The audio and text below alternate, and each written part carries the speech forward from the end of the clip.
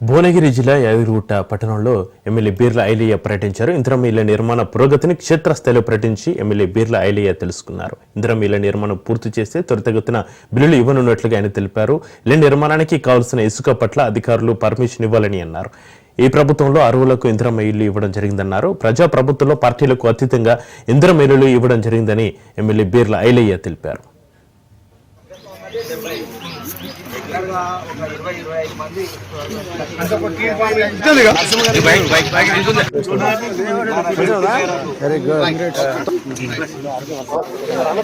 మన గవర్నమెంట్ రాగానే మన ఒక్క నియోజకవర్గానికి 3,000 ఇల్లు మీరు తొందరగా కట్టినాం. మీకు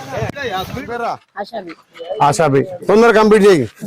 ఎన్ని రోజులు ఇల్లు కట్టాలి? ఇంకోటి కట్టుతాలి పెళ్ళైనా